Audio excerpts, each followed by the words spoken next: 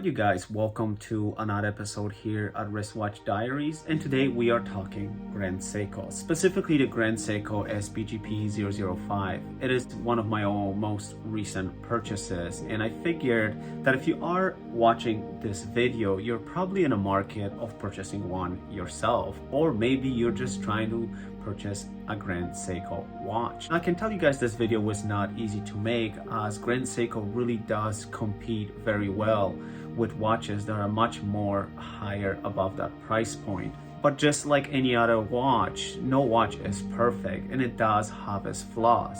And the first thing I noticed after wearing this watch and taking it out of the box, within a couple of hours, this watch tends to attract a lot of fingerprints. As a matter of fact, this is a fingerprint magnet. If you noticed, on this model right here in this specific case design, the lugs are actually Zaratsu polished. There are many other Zaratsu polished parts on this watch, but the lugs specifically tend to attract a lot of fingerprints. And sometimes that can get really annoying. I find myself quite often actually reaching for the bottom of my shirt and wiping it off pretty frequently to get rid of the lint I have collected throughout the day or the fingerprints themselves. Now, I'm not saying that other watches that are polished do not have the same problem, but because this is a much higher grade polish, things such as fingerprints and dust are just much more visible to the naked eye, and this can get annoying from time to time. Now, this next point is a pet peeve of mine, and I kind of noticed this in many of other watches that I do have in my collection, and that is anytime I hear a brand advertising a watch up to 100 meters of water resistance or even 50 meters of water resistance, I kind of expect the watch specifically at these price points to have a screw down crown. Now, this might not bother you or anybody else out there, but to me, I feel like it just provides that extra layer of security. Now, mind you, Grand Seiko does an incredible job of constructing and keeping up with the quality of the watches, that if they do market the watch as 100 meters, you have not much to worry about. And I have showered with this watch and have taken it swimming, and it holds up pretty well. But knowing that the crown is not screwed down, it's always that fear of you knocking it against something and having the crown pop off and letting the water enter your watch. And what makes it even worse for this particular model, that if the water does enter your watch, this is a quartz caliber, meaning it would completely destroy the circuit boards, the quartz crystal, and so on, meaning that the watch would have to go for a full overhaul through the manufacturer, which can become very costly very quickly. Okay, so let's talk about the bracelet. This is a common dislike I hear from many Grand Seiko owners, and I will 100% agree. And just to clarify, this has nothing to do with the quality of the bracelet.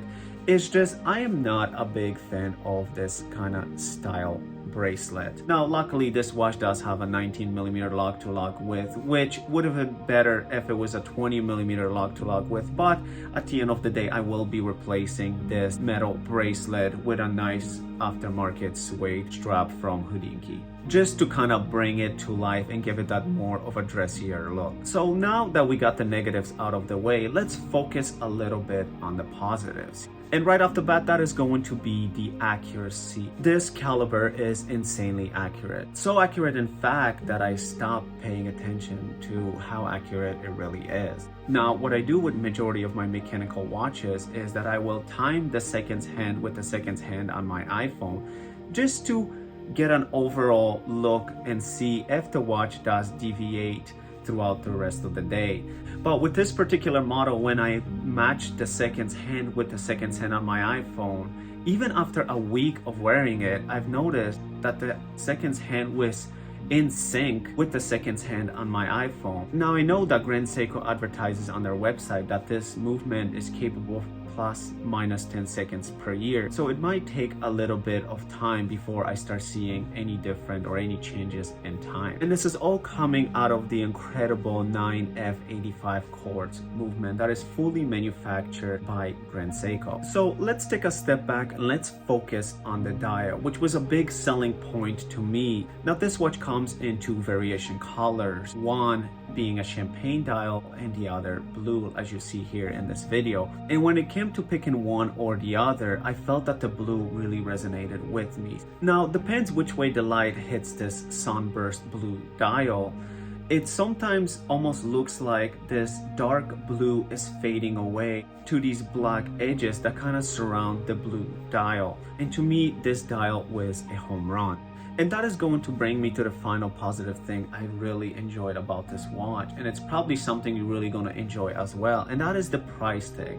At the end of the day, we want to get the most out of our money. And I can assure you, you definitely do get that with this Grand Seiko. Now, this watch retails for $3,200 US. But I'm sure if you look and search hard enough, you can find these online, maybe with a 10-15% discount to help you save a little bit of money. And I'm not here to tell you that $3,200 for a watch is not a lot, but it was very difficult for me to justify why you should not pay $3,200 for a watch that competes with watches that are much more above this price point, especially if you are in a market of purchasing your first luxury watch or your only Grand Seiko. This is a great entry-level model into the brand. Now, I've had nothing but pleasure and enjoyment wearing this watch, but I do kind of feel bad for the nice high quality Zaratsu polishing on this watch, as I am pretty rough with my watches, and I can tell you that I can see already a lot of dings and scratches,